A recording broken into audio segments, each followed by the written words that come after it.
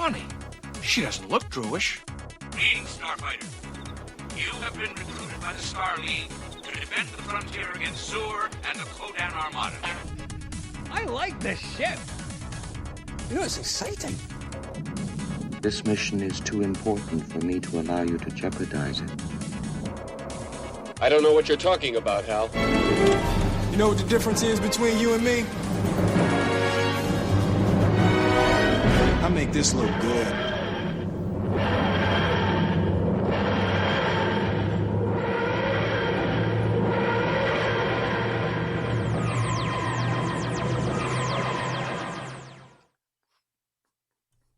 This week on Warp My Tardis podcast.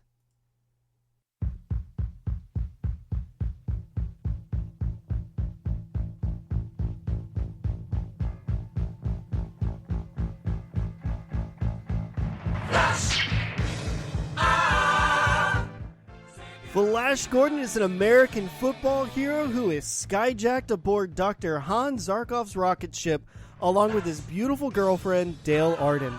The threesome are drawn into the influence of planet Mongo, ruled by Emperor Ming the Merciless. Will Flash Gordon save the universe? Find out tonight on the show. Okay, so that officially was the cheesiest intro we've ever done, KJ, I think. But it was just, I had to do it. You had to do it. I had to do it. Whatever. And if we want to do it right, it should have been done with the nose held like this. Oh my gosh. Hey, I had to play the song because it is such an epic song. The song had to be played because, I mean, there's no better soundtrack than a Queen soundtrack, except if it's on Highlander. Ooh, touche. And we've already covered that. Speaking of which, backdate that. Go to Spreaker.com and go to Geek Culture Cast. Click on the Warp My Tardis and Highlander. There can be only one episode that we did. So did we actually do Highlander as an episode? We did, sir. You don't remember? That was like 4 episodes ago. 3 or 4 episodes ago. We did. No, dude. I think it's longer ago than that. No, it was this year. It's this year, but Highlander. I mean, like, well, then again, we've had a couple sabbaticals in there, so it's like. I'll give you that. We have had a few sabbaticals, which we needed. We needed to recharge our batteries because with Flash Gordon, you need to have your batteries recharged because there's nothing like it. There's nothing like a Flash Gordon. You'll never see anything like Flash Gordon ever again. This is true. So true.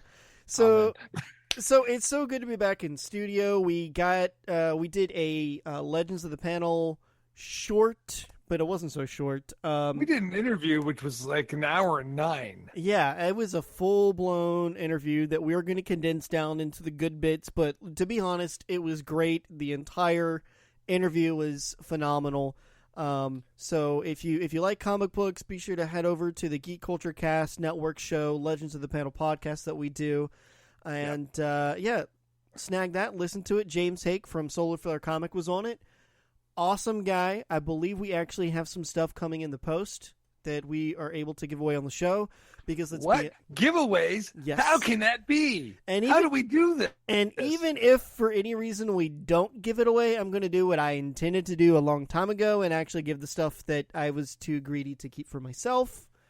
I'm going to give away, except for the really cool variant cover art. That ain't leaving. That's sticking with me. That thing's cool. The dark one from San Diego? That would be kind of awesome. Yeah, no, I'm not giving that one away, though. But anyway, so you're listening to Warp My TARDIS podcast on the Geek Culture Cast Network. You can follow us at Geek Culture Cast. I'm one of the hosts, Chulak, with my fellow co-host, KJ the Comic Guy.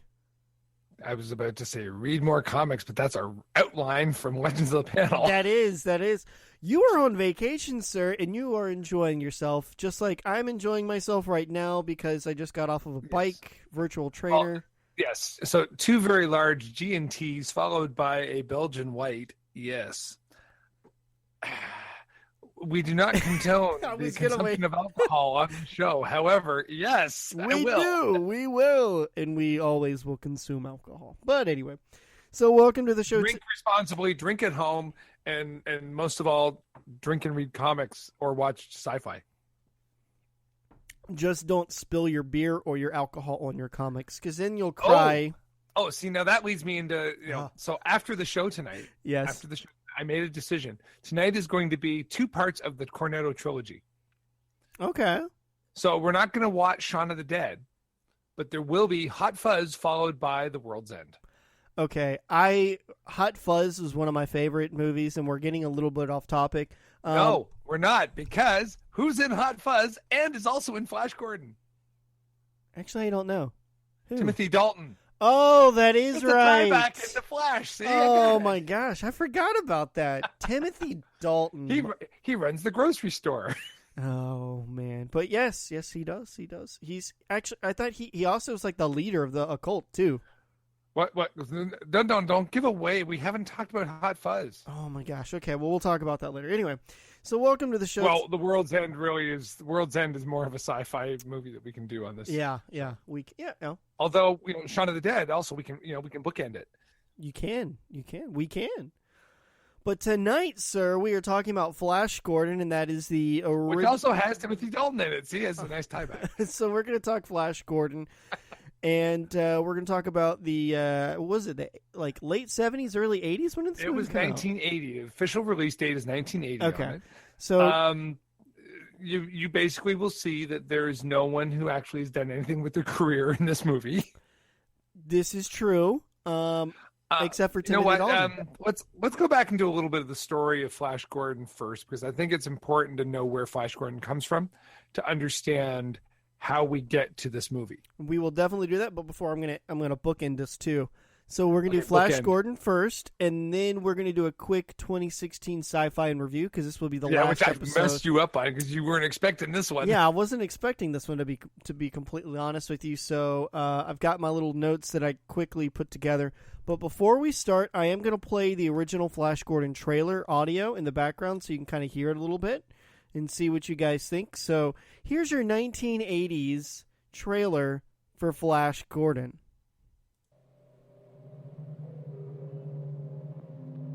Clytus, I'm bored. What plaything can you offer me today? An obscure body in the SK system, Your Majesty. The inhabitants refer to it as the planet Earth. I like to play with things a while before annihilation. Pathetic Earthlings!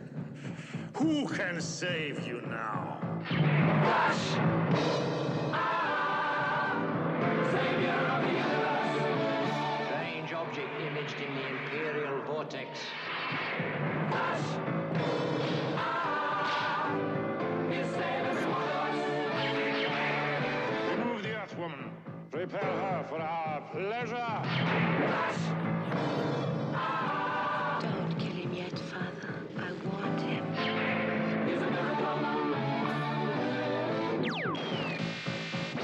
Go, Flash, go! Flash!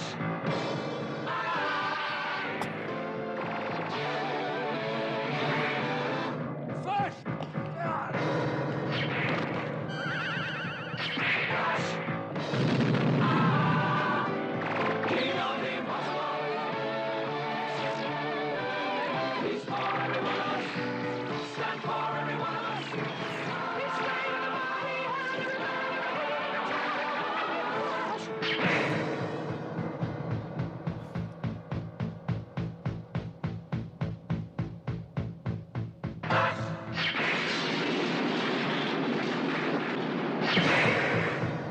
Coming to the rescue. So that was, I mean, I was watching the video as this was playing, KJ. Well, I was gonna say, as a trailer, it sucks because you don't know what's going on. You have no clue what's going on. It's a 1980 music video. It's really, I mean, it's truly a video. I mean, I'm watching it and I'm going, I literally see a lightning bolt logo at least 20 times in between cutscenes of going to the next clip. And it's him tackling somebody. It's him slipping or snapping a whip at somebody. And then it's like zoom ins of faces and names on the bottom of the characters. That's it. That's literally it. It's just Queen music in the background. Music by Queen. But epic soundtrack. Queen did a great job of this movie for their music. Of course, and surprisingly, this is only about 3 years before Highlander. Really? It seems so much older than Highlander. Highlander was just bad, but this was Highlander was like 84, 85. Oh my so God. you're not that far away from it. That's crazy. But I mean, when you look at the evolution of Queen, and I mean, I know we're getting off track here. We're going music rather than the movies. But I mean, if you look at it and you listen to the differences of the soundtrack from Flash Gordon versus Highlander, Highlander is such a more evolved sound, and it's only a couple of years later. Well, I mean, it really also depends on the gear that they use. Did they cut corners on sound? Did they do more for special effects? Let's be honest, no. But yeah, so let's talk about the story. You wanted to kind of go into the story, who Flash Gordon is, where he came from. So let's talk about that. I'm gonna let you kind of take that away for the backdrop. So Flash Gordon was actually a comic strip. Indeed, he was. It was a regular, Sunday newspaper comic strip that ended up becoming a 30s and 40s movie serial. So it was a, everyone went to the movie every week because you got to see the new adventure of Flash Gordon. Same as you did for the Lone Ranger and for Buck Rogers and a few others. And yes, this is long before your time, and it's long before my time, but I know about it because I was told about the serial series on, because I have parents who are that old. I had parents who were that old. But anyway, that's beside the point. Yes, and so Flash Gordon in the 40s and 50s was a watching a large motion picture on the screen. You would get, one sequence of Flash, and then come back again next week, kids, for next issue of Flash Gordon. And then, of course, you'd get there the next week, and it would be the Lone Ranger. But that's okay. I'm going to throw this out there. I feel like I'm kind of like an old soul because, and I'm not calling you old. No, you're calling me a dick.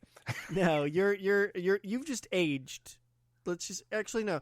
I like to call aging as earning it. You've gone through life's bumps, ups and downs. You've earned it. You've earned where you're at. So, tip of the morning to you, sir. And it's kind of funny because I'm wearing a St. Patrick's Day shirt just because I just got out the shower after a workout. So I'm just like, whatever. And you've got a life shirt. That my shirt says life. Life. Underneath says, don't talk to me about life. It's my Alan Rickman. I was just about to say, that's a Rickman. That's the robot from... Yep, knew it. Marvin. It's so Marvin, the paranoid android. And it's so appropriate what we're going to do, the recap of 2016 in the end of the episode. But see, I was thinking about it. I know. So for me, I feel like I'm kind of like an old soul because I really wish that when I was growing up that we had the cool newspaper clippings, Saturday morning or Sunday morning, comic book strips and stuff like that in there before, really got into comics. I mean, comics have been around forever, but I kind of wish that leapfrogged me into comics. What really got me into comics, ironically, was cartoons. Like the early 90s Marvel, X-Men, stuff like that is what launched me into comics. I wanted to Yeah, I know. You're like, "Oh my god, no." But that's what got me into it, and then I've said the story many times. I have to actually go back to DC Super Friends in 78. Listen, now I watched that stuff. That brought me into Batman and Robin. Well, no, Batman and Robin, actually, I go back to, reruns of the 66 Batman and Robin. No, I mean, Adam West is the cool Batman. For me, I mean, we're kind of getting a little bit off topic with the show, but we're kind of touching a little bit on Legends of the Panel podcast with this, but we're still in the realm. But completely off topic. I don't know if you've been up to date with Flash and Arrow. I'm pretty sure you're a little behind because you're so busy. You have a big boy job. But no. So this is something you mentioned. Super Friends cartoon. I love that cartoon, and it was old for me watching it, and I still loved it. I thought it was great. And yeah, but you watched it with Apache Chief. I did watch it with Apache Chief. I watched it before Jan and Jaina, the Wonder Twins. I watched it back when it was Wendy and Well, now you have to understand that when I watched the cartoon, I watched both of them because it was on syndication. It was not the original or the new. I'm not that old, but anyway, let's direct ourselves back to Flash Gordon. But I mean, you're right. I mean, I grew up in the 70s comics, but also the one thing about Saturday morning was we had Shazam, we had Flash Gordon, the Blue Falcon. We had stories that were kind of, I mean, some of it was live action. I mean, Electro Woman and Dyna Girl. Don't ask. Look it up. It was actually a really cool show. I've heard of Electro Woman. I haven't heard Dyna Girl. Yeah.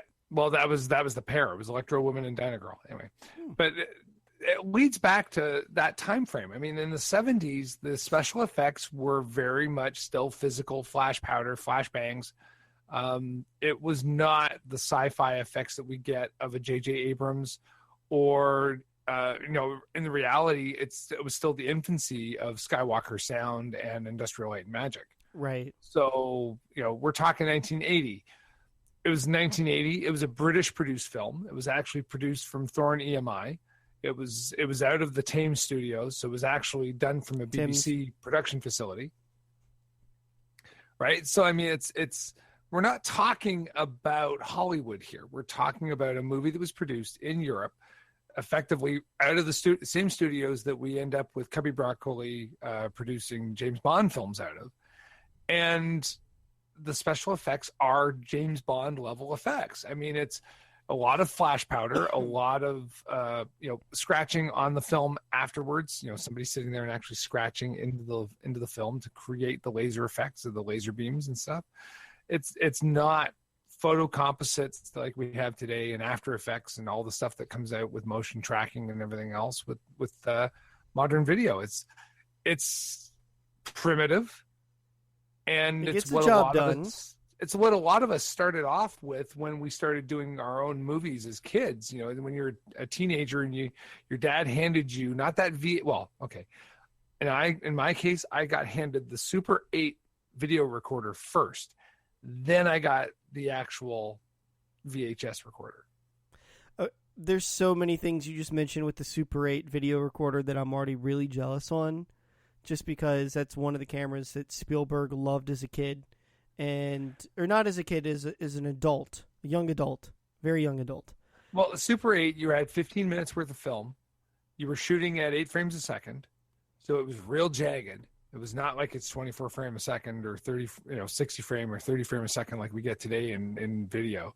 You were shooting 8 frames a second. It was stop motion a lot of the time. And there was something to be said about what you could do with those cameras. They were small. It was compact. And yeah, you only had 15 minutes of film, so you had to be very judicious in what you shot. But so many greats who are now major film directors that everyone wants to get at right now or direct the next movie for them, a lot of them started out on that Super 8. But so what I kind of wanted to lead into tonight was, and like we always talk about, as far as the story goes, so we've got a great idea of a story where someone is essentially kidnapped. He's an American football hero, really, really popular, and he's the kidnapping itself is kind of weird, but keep going. Yeah, we'll circle back. There's a lot of questions that need to be answered, but anyway, so he's essentially kind of thrown into this, holy crap, I now have to save the world, and I never wanted this, but you know what? Darn it, I'm going to go in and I'm going to do the best that I can. I'm going to make sure that I get back to my football game, pretty much. So, I really like how the character, and let's talk about the movie. We're not going to really talk about the comic strips. But, I mean, they really went over the top with the building and the look and the style of the character. Ming looks like essentially a drag queen, in my opinion. I think it's hilarious. Well, now let's think about this. They've made Ming the Merciless look Merciless. Ming the Merciless. Anyway, yeah, but the problem with the catch with Ming the Merciless is that they've used a very typical 1800s Siam or China. It's Peking. Yep. It's the long silk robe with the dragons all over it. I mean, basically he would have. Oh, what's his name? Lapsang? No, not Lapsang. Whatever the guy's name was in Big Trouble in Little China. Yeah, I mean it's literally the same, almost the same get up. Yeah, It's just the typical long silk robe, the Asian robe with the Asian facial hair and everything. Fu Manchu mustache and goatee, and that's Ming the Merciless. It's just like it's a complete play. I mean, in the 70s and 80s, you could get away with what we did, blaxploitation, and then the fact that you could use racial slurs, Asians. Italians, Hispanics. Hispanics were spics, Italians were wops, and Chinamen were chinks. And I don't mean that in a negative way or in any way. That was just the stereotype of the time. That was the time. That was the time. You could get away with saying those things because we didn't have the political correctness we have now. We didn't have the social sensitivities we have now, and we weren't that kind of people. We were basically. We allowed ourselves to say that stuff and get away with it. So essentially the storyline is, he's got to save the Earth, but at the same time, he's got to get his girl back. I mean, you got to have a few things that kind of motivate you. If he was just told, "Hey, save the Earth," he'd probably be like, "Why?" But his girl was taken. And he's a big dumb jock in this movie. Yeah, he's a huge big dumb jock, but. His girl gets taken, and then there's that whole, now she may marry Ming, pretty much, and, he's got to save her, and he's got to save the Earth. She's under mind control. But it's just a story where, I mean, when I first watched this, I was a kid, and it really captivated my imagination because there was just so much craziness going on. Watching it as an adult, I'm like, should I be high watching this? Does that guy have wings? Are they flying? Okay, yes. Oh, they were. And on there's so lasers. Much cocaine during this movie. Oh my I tell God. you. Now, this is something that's kind of tied in. I'm not sure if you've seen these movies, but I find it hilarious. So, Ted and Ted 2? Yes. Because I'm sorry, it's like Flash Gordon. And, of course, they do Blow with Flash, and he's, like, in the whole Flash get-up and everything like that. No. The best one is still Ted 2, where Flash Gordon is now the priest. Yeah, and he's trying to... Yeah. I mean, it's just crazy because, they took something that was, like, their childhood and then brought it into, oh, my God, I can't believe it's him anyway. So, stuff like this kind of brings people into their childhood. They remember it. They forget about it. This isn't a movie you're going to see, in my opinion, on, say, HBO or Showtime or Cinemax, unless it's a late night and they need to put in a filler. Yeah, pretty much. Yeah, but it's not on Netflix right now. It's not on Netflix. It's not on Amazon. It's not available on Amazon. It is on YouTube for purchase for full. It is available on YouTube. Yep. However, the version on YouTube, somebody has done something to the audio. Really? Because the last time I chipmunks. Well, I mean, the one that I was looking at is actually YouTube video, so it's Google's video service like Prime or something like that. Yeah. No, I know that was on there too. I was goofing around with it tonight, and somebody has slightly speeded things up because I'm listening to the theme song. I'm going, that's not Freddy. Yeah, well, they're speeding it up so it tricks the audio detection because it gets away from it being trapped as being, oh, you're copywriting exactly. Something. And for some people it works, but can you imagine if it was slower? Flash. That movie's far too long as it is. Yeah. No, so let's see. The opening sequence of the movie is basically a plane is taking off in a hot zone where there's like volcanic ash and weird rocks falling all over around them. Yep. It flies along. There's some sort of electromagnetic disturbance, and the pilot and co-pilot suddenly disappear out of the plane. There's no window left in the front of the plane, and all of a sudden, Flash has to jump into the front of the plane and fly the plane.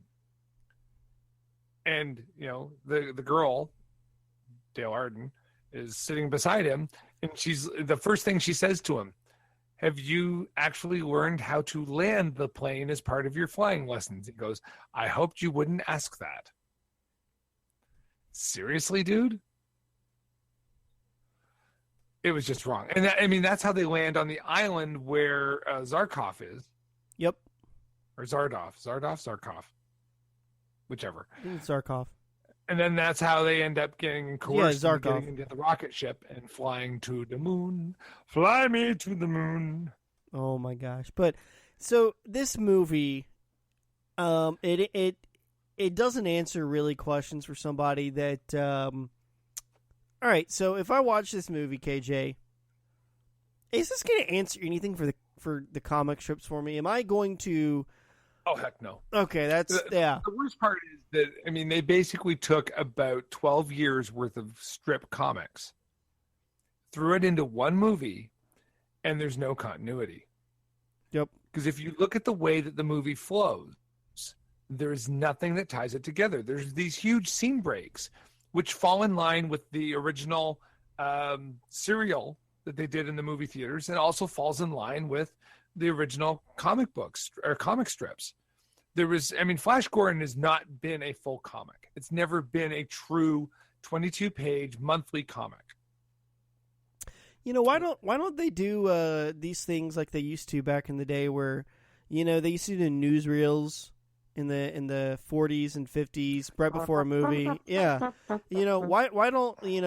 why doesn't Marvel do like a mini before every Marvel movie that comes out moving forward, like a 2-minute scene of some new thing that they're doing, and if you watch all the movies in order as they come out, you've got like a full thing. Why don't they do that anymore?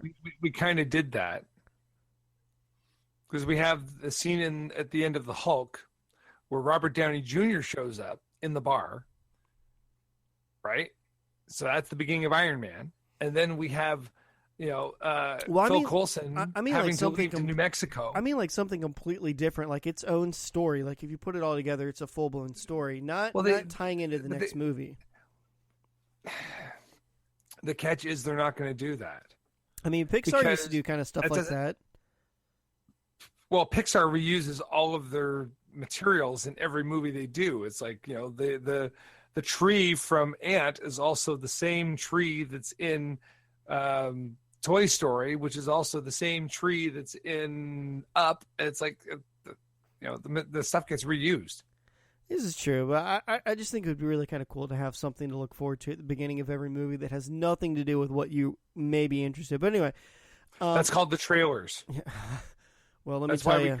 That's why we go to Pod 1 and Pod 2 when you're at the movie theater. Well, that's the actual stuff that they call those segments that you were sitting in the theater waiting for the movie to begin.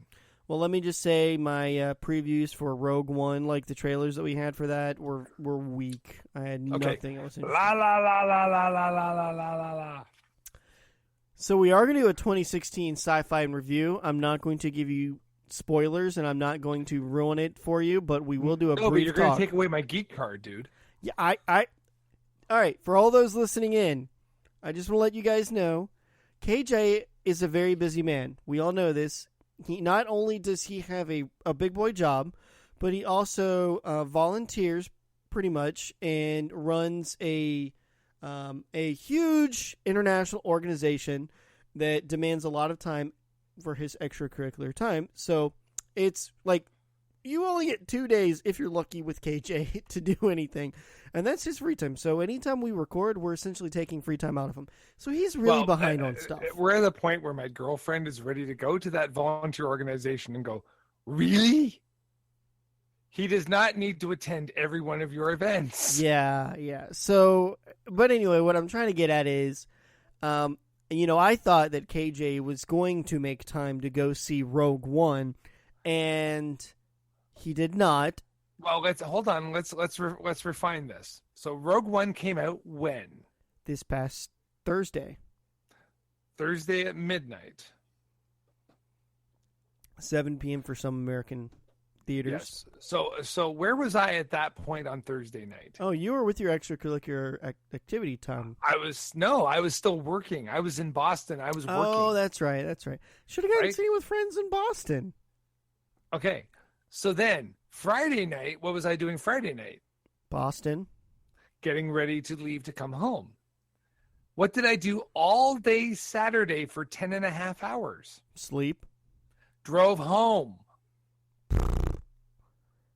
So what did I do Saturday night when I got home? Sleep? Pretty much. So what did I do Sunday? Eat? Went and did groceries and other chores around so that I could actually, have Monday to go to work. Oh, Monday I went to work. I saw my girlfriend for the first time in a week. And Tuesday you're now recording a podcast. So when did I get a chance to go and see Rogue One? I'm just saying that if I were you, I could have found time somewhere to go see that. But either way, So here's my qualifier. I'm taking your geek card. For Saturday, I will have seen Rogue One and Fantastic Beasts and Where to Find Them. You still haven't seen Fantastic Beasts? I told you. When have I had time? All right. Yeah, I'm going to need that shipped and laminated, and it needs to say KJ the Comic Guy's actual real name, and I will return it to you in March when I see you again, if you've earned it. Anyway, so we're going to do a quick little... Well, I'm basically going to say if you should go watch this movie or not, and some of the things that were really cool, but I'm not going to spoil it in any way. Yeah. So it's... Coming back to Flash. Back to Flash.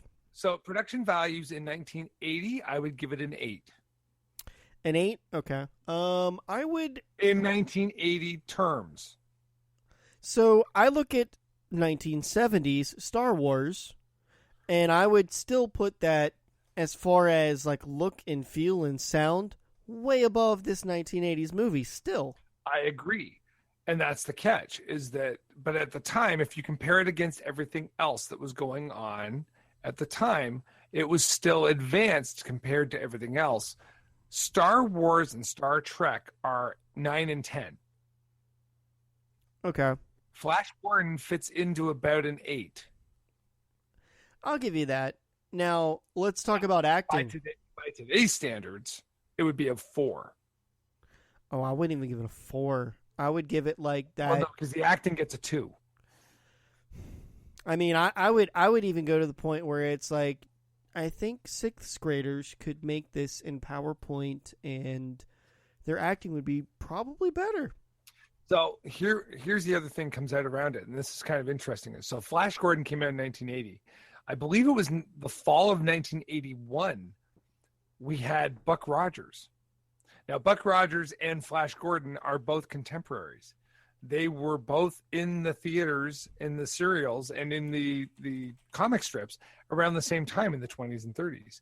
So Buck Rogers with Gil Gerard and, what's her name? Oh, darn. How can I forget? All I need to remember is spandex suit. Anyway. Aaron Gray? Yeah. There you go. Yeah. And guess what? Aaron Gray still holds up today. You know what's really funny? This is completely random here.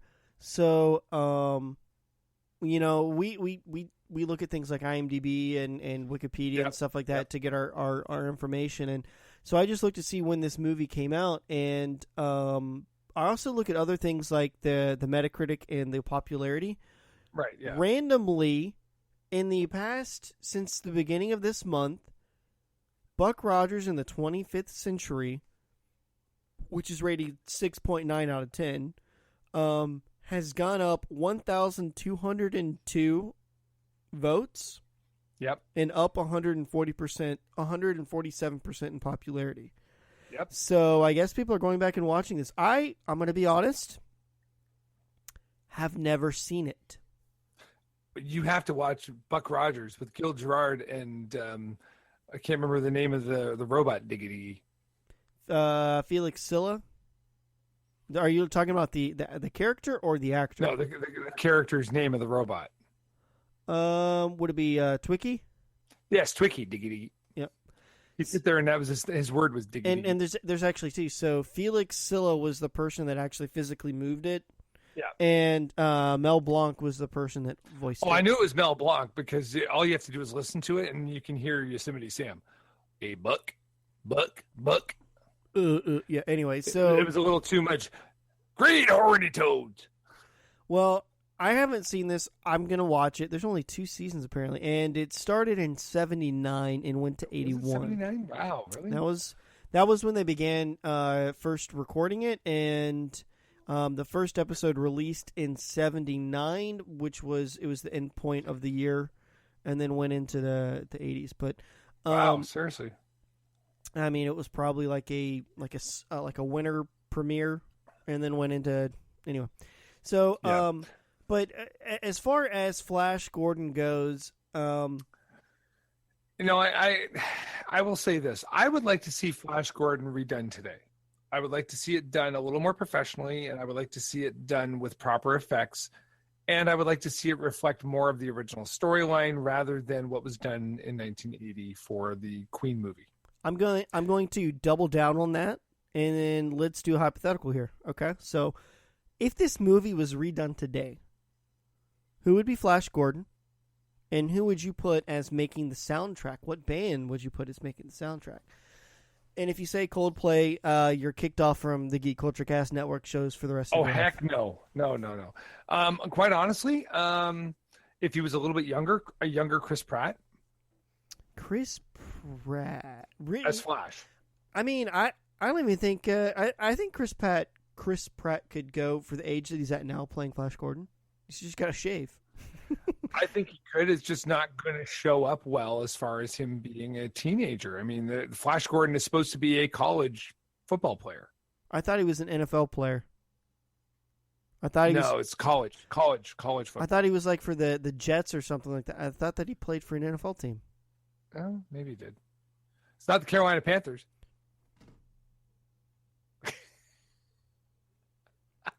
I will end you, sir. I will end you. Anyway, okay. You do have that control. I have that control. Well, you have admin control too, so you can jump right back in. But yeah, but you have the crown. I have the crown with the shield. Sure. So, I think I would say, all right. If I put an actor in, no, I think you nailed the head I think you nailed it perfectly. I think Chris Pratt would be a good person to kind of put in as Flash. It's the character. He's got that character. It just Star-Lord and Flash Gordon seem to be a fit. Yeah, I think that would go. He's kind of getting typecast right now a little bit. Yeah, but now who do you do as Dale Arden then? Who do you put in as the girlfriend? What hair color are we going with? It doesn't really matter because she was a blonde in the original comics because they didn't have any color, so she would just have white hair, with black outlines. She has been a redhead, and she has also been a brunette. Scarlett Johansson. No. Okay. All right. Here's. No. I'm because when I see Scarlett in anything other than as Black Widow, I see her as Lucy. I now see her in that role as Lucy, and I like that movie. I actually really enjoyed that. I thought it was a good film. No, I mean, this is supposed to be damsel in distress. Do you go Emma Stone? No. But I mean, that's where I'm heading. Is I'm looking for someone younger, that's even younger than Chris Pratt. Interesting. All right. Well, let's skip over. Who's the band? So, do we want like a high? So, if you got to compare him to a Queen, so it's got to be a high volume. Everybody knows about him. So. Can you see a Foo Fighters? No. Soundtrack? No. They're too grungy, I think.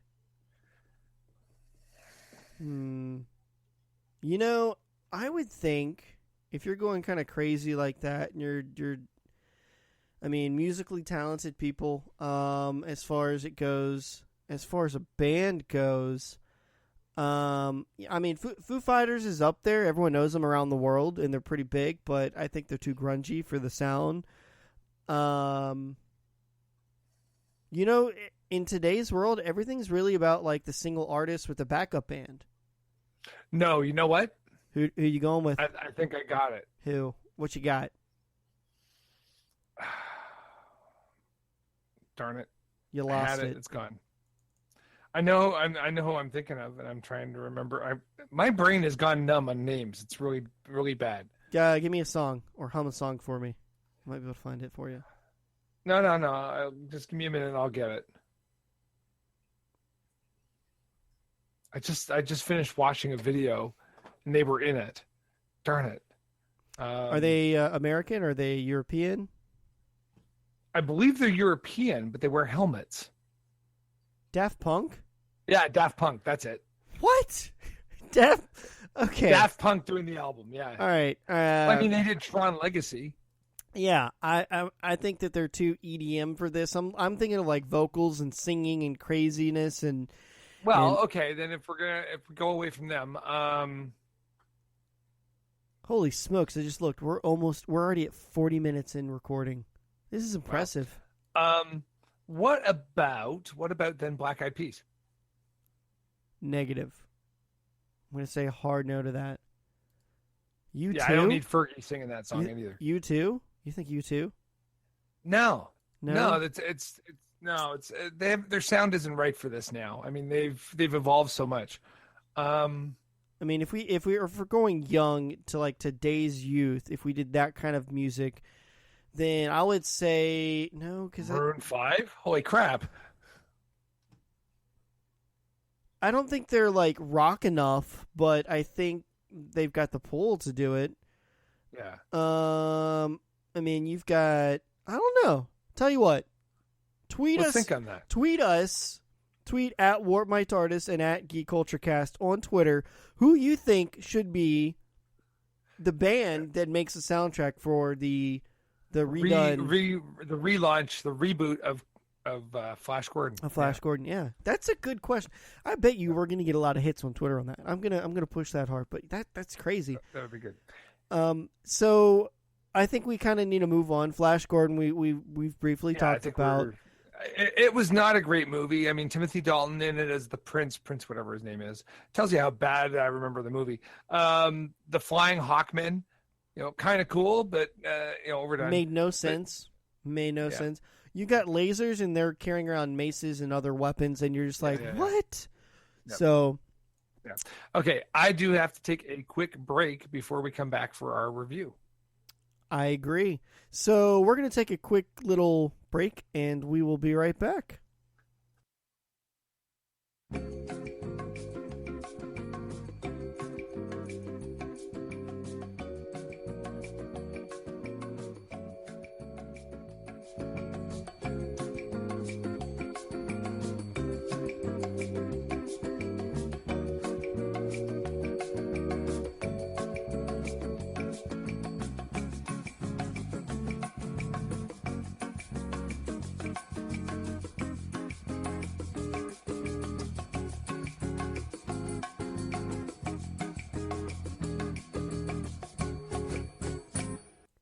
Welcome back from that amazing elevator music, KJ. Did you enjoy it? I enjoyed it.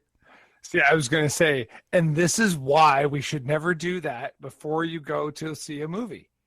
I mean, I think it's hilarious because the first thing I did was elevator music. I think I've got this somewhere. I do. I have a full hour and 30 minutes of elevator music on Creative Commons music. Okay. Now here's the catch. What we need to do. We actually need to run that as an episode, just as a joke one time.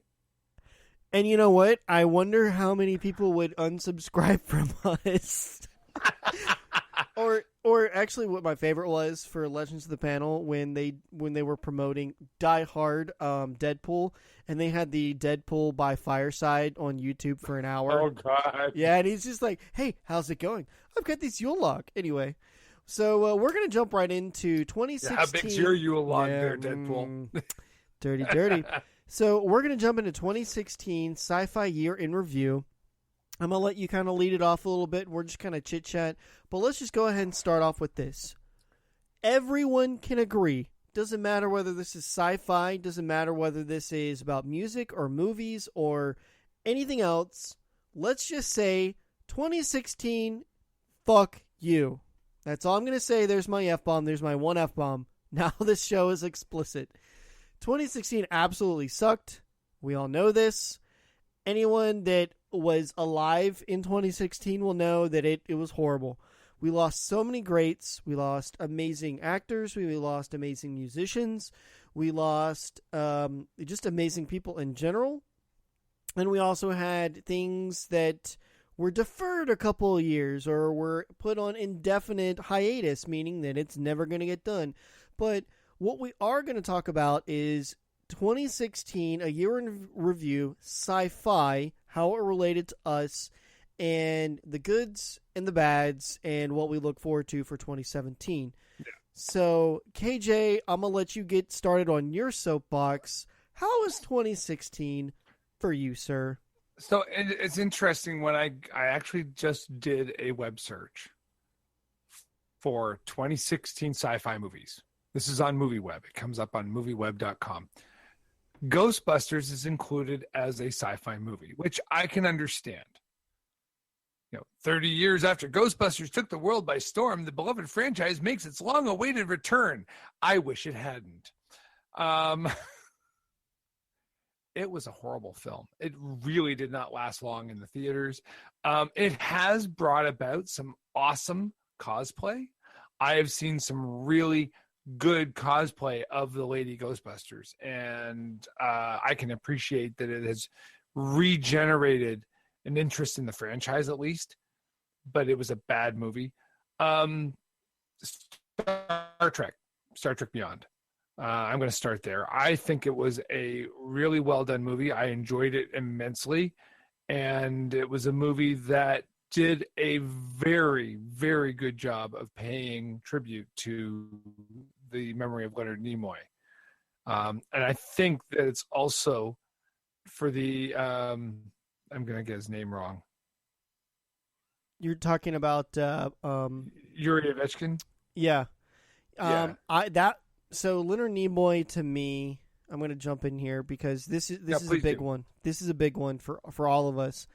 There comes a time in your life when key moments happen that you remember and will always remember where you were when said moment happened.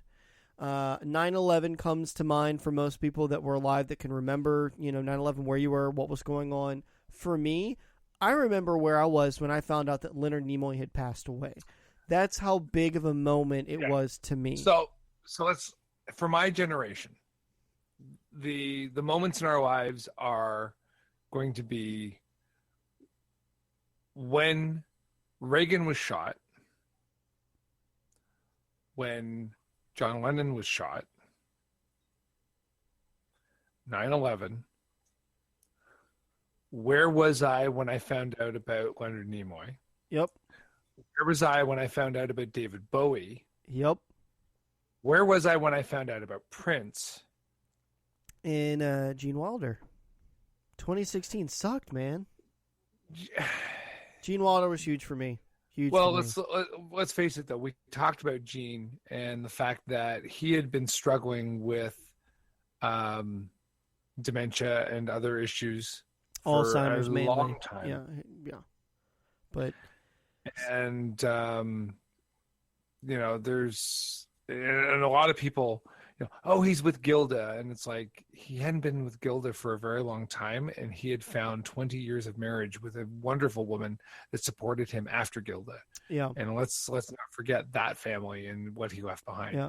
But I mean, if we look at from a sci-fi standpoint, from a sci-fi standpoint, David Bowie falls into sci-fi.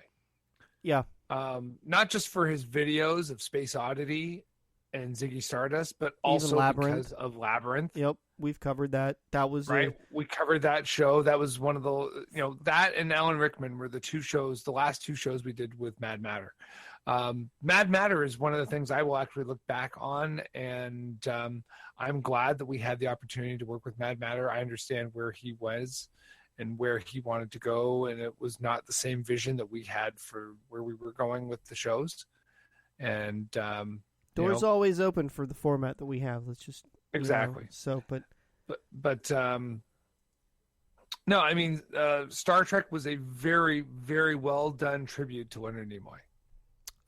Yeah. I mean, it took a little bit because I thought that there was going to be, primarily just, in memory of, the two actors that we lost, which was Leonard Nimoy and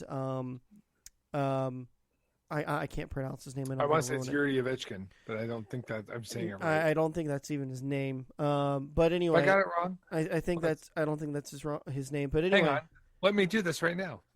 But anyway, that scene in Star Wars, and let's try not to harp just on Star Wars. There's so much more that happened in 2016. But that moment when Anton Yelchin. Yeah, Anton Yelchin. He the gentleman that plays Spock, I'm completely drawing a blank right now. That would be Zach Quinto. Yeah, Zachary Quinto. He has that whole moment he has a whole scene of getting the news that Ambassador Spock has passed away. And it didn't dawn on me until a couple of seconds after that moment that I was like, oh crap, that was for Leonard Nimoy. And I just got goosebumps in the theater. And I was in San Diego for the San Diego Comic Con when that happened. Yeah. And there were people clapping, and I was like, "Why are you clapping?" And then I realized when you realize that moment is to recognize Leonard Nimoy, but it's also that moment, and they referred to him as Spock Prime. They did, the first, right? The one, and that's where we all refer to him as. Is Leonard Nimoy is the Spock. Zach Quinto has done an admirable job of creating a new Spock for a new generation, and I think that's awesome. I think he's done a good job. Leonard Nimoy is Leonard Nimoy as Spock. He is the Spock, and that will never change. Yeah. But moving on from our topic, we lost Leonard Nimoy, we lost Anton Yelchin, we lost David Bowie. Like you said, David Bowie for me was not a huge. I mean, for me it was big, but it was not. Someone like you that grew up in his music, that grew up in the era and everything that he'd done, I was, an admirer, a fan, but I didn't grow up in it. I didn't experience it, so it wasn't that crazy.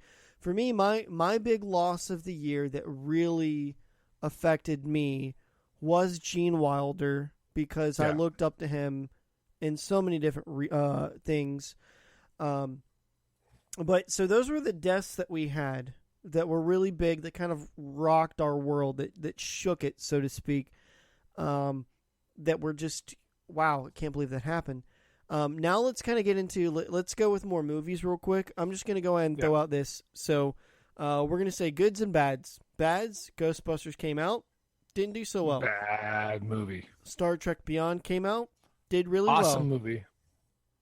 Independence Day Resurgence did horrific, was horrific, is bad. And on a completely different note, I will say this. Because of Independence Day Resurgence, which was the new movie, that title actually had 3 other titles that I was really looking forward to coming out in 2017, hinged on it doing well. It did really bad. And those 3 titles that I was looking forward to, MGM Grand has put them on hiatus and is waiting to decide even if they're going to do those, and I'm really upset about that. Yeah. They were the standalone Stargate series movies that were going to come out from the original Stargate movie.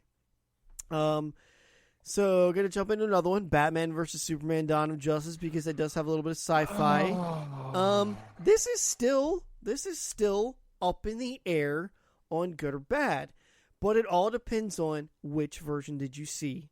Did you see the theatrical? No, I will say this. It is a great Gal Gadot introduction movie for Wonder Woman. It is. If you watch the extended cut thing, it's not that bad. That's what I watched. I thought it was okay. I still have not bought a copy. I might actually buy a copy over the holidays just to actually sit down with it and watch that it's extended. An extremely long version, but that's what I saw. And remember, when I watched it, I was sleeving all of my comic books. So that's how interested I was when I was watching the movie. Then we had other things like the Divergent series. Allegiant came out. The Divergent series, if you read the books, are pretty good. They did well. We also had let's see, what else? That can't be right. 10 Cloverfield Lane shows up on my list. Yep. Ninja Turtles shows up on my list, which is another comic book movie. I didn't watch the new Ninja Turtles movie, even though it had Stephen Amell in it, and I'm a huge Amell fan. Yeah. But I'm actually interested to see what happens tomorrow with Mr. Michael Fassbender. With the Assassin's Creed? Assassin's Creed. Assassin's Creed, I think, is going to do fairly well. I don't think it's going to wow people. I think there will be a sequel just because of the amount of gamers that want that. But so you've got that. Then you've got the one that I'm really looking forward to seeing, and this is a big one, just because I like the premise and the thought of it, because it is a true science fiction movie, and it's got two great actors, actor and actress, is Passengers, starring Chris Pratt, and then, of course, we've also got Jennifer Lawrence. Basically, they're on the ship that's going to another planet that's supposed to repopulate Earth, and they have all been in this cryo sleep for a while, and then, of course, things go bad, and they wake up. Just the two of them. The thing that I actually want to see in that movie, I've seen the sequence of J-Law in the water when they lose gravity. Mm-hmm. Or see, I called her Jennifer Lawrence J-Law. Whatever. I knew where you're going with that. I've been around my daughters far too long. So I could have just called her Mystique. Anyway, well, we're trying to wrap it up really quick because the last movie that I'm gonna go to is the last talking point. Yeah. But I mean, it's a movie that I do want to see. I think it's one for home video. It's not one that I'm going to go out and buy. It's probably one I'm going to wait for Netflix. What, Passengers? Yeah. Really? Okay. Well, tell you what, I'll watch it. I'll tell you if you should go see it. How about that? It doesn't come out until December 21st, which is... But the one that we know that we have to see, or you've already seen that I haven't seen, I have to see at least twice before the holidays are over, will be Rogue One, the Star Wars story. Yes. So I'm going to jump into this very quickly. Our friends over at the Active Geek Podcast on the Geek Culture Cast Network has already covered it. They did a preview of what the storyline is. They did a great job of a pre-run. Yeah. They listened to it already. So go and listen to it. But I can't do a full review because somebody doesn't have a geek card anymore. I had to take that away. Shut up. They haven't seen it. But I'm just going to say this. I have seen episodes 1 through 3. I have seen 4, 5, and 6. I have seen episode 7. And now I have seen Rogue One. And I'm going to go ahead and say this right now.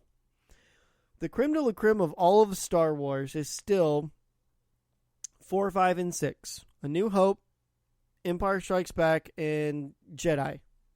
We all know the great movies. Those still are the canon. They're what all of us will always remember. And it doesn't matter how old that damn movie gets. It is a blockbuster hit. Whether it is 1970, whether it is 1990, or whether it is 2025. If that movie is on TV, I'm watching it. And I love it. Not gonna have any issues with it. Episodes 1 through 3, we all know, horrible. Then there was an introduction of Jar Jar Binks. You have Hayden Christensen doing a horrible job as a Skywalker, and other issues. And then we had the new movie that came out that kind of had a good bit of us going, you just rehashed A New Hope. That's all you did. And you put a whiny person coming in as a Sith. But, with that said, Disney now has the reins of the Lucas and Star Wars trilogy, their entertainment rights. They own everything. And this was the first, 100% first, no George Lucas, no pre-writings, nothing. This was 100% Disney done, Disney written, produced, put into theaters. This was all the Mickey Mouse, all of that. And I'm going to tell you right now, that is the best damn Star Wars movie I have ever seen, aside from the original trilogy, and that's saying something. Go see it. It is an amazing movie. It gives you so much story and context to what happens before that scene we have all seen in A New Hope, where they're about to get boarded, Vader comes through, and then starts immediately interrogating, where are the plans? What's going on? If this was a diplomatic mission, where's the ambassador? You know, all of that, it puts you right at that point. And I'm also going to say in the last 10 minutes of that movie, there's an epic Darth Vader scene that just makes you go, yes, exactly. This is why you're a badass. Well, and I will say that I have seen a few of the little bits and pieces on YouTube, and the work they did to regenerate or recreate Tarkin has gotten a lot of kudos from within the industry for the amount of work that's been done on it. So it actually is now with that said, here's something that's also mind blowing. So they did not take anyone else's voice for Tarkin. They took clips and audio from the original actor. Oh no, it's not just Peter Cushing. Really? I was told that it's Peter Cushing redone from different clips. It's not all just Peter Cushing. There's actually clips there from. They mentioned the name of the actor who's playing that part, who actually is the body double. Well, I mean voice, but I will say this though: when you watch his voice, it's revoiced and then they digitally reworked it. Okay. So anyway, when you see Grand Moff Tarkin and he is who he is, you look at it and you go, okay, well clearly he's being CGI'd. The faces, you can tell it's CGI. Too video game. I mean, it's the best that they possibly could get and do, and they did a good job. They did a lot of low light, so it wasn't so shiny and visible. Yeah, but they also said even Leia is body doubled. Now here's a crazy thing about that. I said that face is all CGI. And what has recently come out is that they actually have an actress that looks strikingly familiar to... I actually saw the picture. She's from Finland. Yep. And she's amazingly close as far as the eye shape and the facial shape. So her mouth's a little bit off. Mm-hmm. Her nose is a little bit off. But it's close enough to be able to facial map it. So now what I read and what I was told, because I got into a huge argument at work about this, actually Monday, and what they did was they literally just completely cut the girl's face, the actress, and put it on the body and framework of what they thought was supposed to be Carrie Fisher from Princess Leia. And then they still had a stand-in that was around the right height and size stature of what Carrie Fisher was at the time. And then they kind of inputted the face. When you look at it, it goes... In your mind, you're kind of like, something's not right here, but I can't tell if it's CGI or if it's real. So my understanding is that the girl, this Finnish actress, actually is the height and body type for Leia. Mm-hmm. And what they did was they actually took old images from Lucas of Carrie, pulled her face apart and CGI'd her face on top of. And then the mapping is so good that the mouth motions and the facial expressions fit. So that's what they have to do, is they have to try and find a facial fit that actually works for these roles. They're actually looking for someone with the right face. For Cushing, it was actually very difficult to find someone who had the right jawline. Yeah, because he's got a very pronounced jaw. Pull through. Because it says that the mouth motions are just wrong in the CGI. Well, I just want to say that it was a phenomenal movie. You got to go see it. It definitely tops. It's in the top. If you're planning to take a child to go see this movie, and you're a diehard Star Wars fan, and you understand, or you've read the original, Star Wars canon books on, where does Rogue One come from? Where, Jared, I have to really quick. I missed it. Never mind. It's a call from my aunt and uncle saying that my brother's arrived. I apologize for interrupting the call, or for interrupting the recording. Okay. So just kind of wrap things up real quick, because I know we're at that point anyway, but it's a great movie. You need to go see it. If you are expecting a truly child-friendly movie, Disney did just enough to put it into the PG-13 rating, but it's also to the point where if they did a little bit more where some diehard Star Wars fans are, it could have been an NC-17 or maybe a rated R movie, But I will say that they did just enough with the people that they wanted to get in. It was a great movie, phenomenal movie. Go watch it. It is definitely worth your dime. It is definitely a family movie to go see and remember it for the time. So, KJ, I think we just did our year in review. I think we did our Star Wars in review. I think we did. I think we're there. And, our next episode will be 2017, so we can actually look at what are we looking forward to in 2017. Yeah, I mean, there's a lot coming besides another Star Wars movie. Yes, and that is episode 8. Episode 8 is next December. So we'll see where that's going. Yes, indeed. But but there was a lot of throwbacks in that previous movie, and if I have to go watch it for a second time, I will do that with my family when I go home. And our next episode of Warp My TARDIS will have a new opening and a new ending. Is that for sure, sir? Yes, because I've already pulled the music. I actually recorded it on Reaper. There you go. Well, I'm looking forward to it. I can't wait to play it. I think that's about it. We just got to the hour and some change mark on Warp My TARDIS. We did Flash Gordon. We did a year in review, and we did a little bit of Star Wars Rogue One. And I'm looking forward to 2017, KJ. 2017 is going to be an awesome year because it can't be it can't be worse than 2016. I knock on wood. We're all knocking on wood. It can only be slightly worse than 2016 because if we lose 2 actors that I hope we don't lose, it'll be killer. If Sean Connery is one of those actors, I will riot. Sean Connery, Roger Moore, and Patrick Stewart. If Sean Connery, Roger Moore Patrick Stewart is not going to pass away. What are you talking about? He's immortal, right? So I mean, he is immortal. Picard can't die. Picard, but yeah. Picard. So I've been in Boston. Can you tell I've been in Boston? Just a little bit.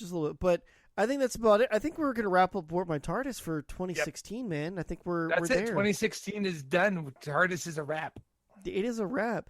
Thank you so much for mind you, it's not a complete wrap. We there may be an emergency Warp My TARDIS that's recorded next week, and it may be a single on my own because Christmas Day is the Doctor Who Christmas special. This is true. And I may actually end up having to ask the Lady Archer if she's willing to come on and talk about the Christmas special. Now, you know what's really funny, though? With the new server that we have, yes, it's just small enough to actually take anywhere I want. So, who knows? I may just bring it down just to have a computer down that can do stuff. So, I'm gonna be down for 3 days. So we'll see how it is. But anyway, all right, dude. Yep. Thank you. So are we? And now our Legends of the Panel is going to be its regular show next week on Tuesday after Christmas. I will get back to you guys on that. We will tweet and Facebook out. And Active Geek Podcast, you can take a look for them here, and they will have a new episode. They usually record and produce on Wednesdays. So tomorrow should be a new episode of the Active Geek. Hopefully. But as we cross-promote. We do cross-promote. So make sure you are tuned in. You can follow us on Twitter at Geek Culture Cast for the network. You can follow us at Warp My TARDIS on Twitter as well for this show. And, of course, Legends of the Panel is Legends Panel on Twitter. Be sure to follow us on our Facebooks. And if you want to complain to us, you can send it to Pam at geekculturecastnetwork.com. Yes, Pam, she's phenomenal. Let me tell you, she's great. She does phenomenal things. She knows HR better than anyone else knows HR. But anyway, thank you so much for listening to us again this year. Dude, it has been another year. It's crazy. Dude, we've been doing this for so long now. I know. It's amazing. So I will say this to you since I won't talk to you likely before the event. Have a happy, safe, and Merry Christmas holiday, my friend. You too, sir. Make sure that your lovely children have fun. They make sure that they pour me enough Baileys in my coffee. Baileys in your coffee, some really good wine, and maybe some prosciutto and some good cheeses, because that's what I'm looking for to Christmas.